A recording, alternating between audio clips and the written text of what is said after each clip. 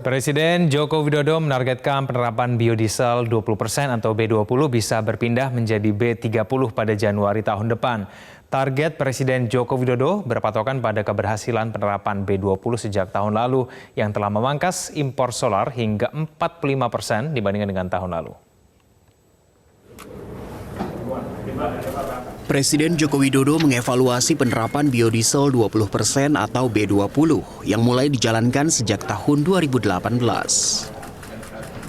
Presiden mengatakan penerapan B20 berhasil menghemat devisa negara 5,5 miliar dolar Amerika per tahun.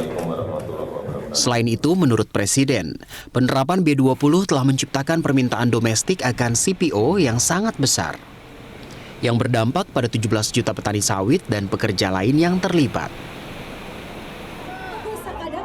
Atas keberhasilan ini, Presiden meminta agar penerapan B20 berpindah menjadi B30 mulai Januari 2020. Presiden menyatakan akan mengecek langsung penggunaan B20 dalam industri. Begitu pula saat berpindah menjadi B30. Presiden menegaskan akan menggunakan lembaga audit keuangan untuk memastikan program benar-benar dijalankan. Saya akan cek langsung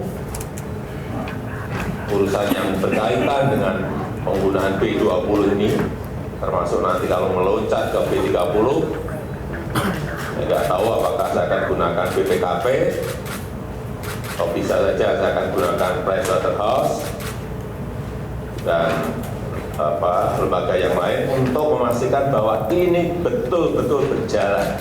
Dan kita harus sadar semuanya bahwa kita pada kondisi CPO kita tertekan.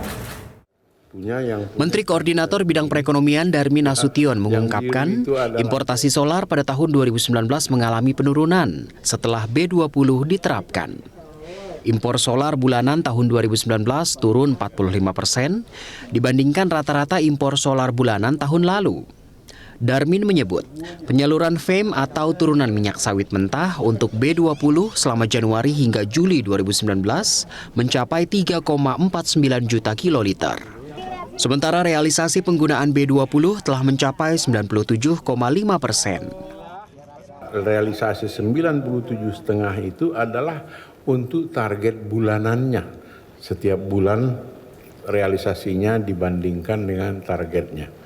Kemudian dirata-ratakan selama Januari Juli dapatnya adalah 97,5%. Nah, dengan demikian dan juga sebagai implikasinya tentu saja impor solar itu sudah turun. Pemerintah mencatat nilai impor minyak turun sekitar 1,66 miliar dolar Amerika pada periode Januari hingga Juli 2019. Penurunan ini merupakan dampak dari penerapan mandatori campuran biodiesel 20% ke minyak solar yang diterapkan sejak tahun lalu. Tim Liputan Metro TV.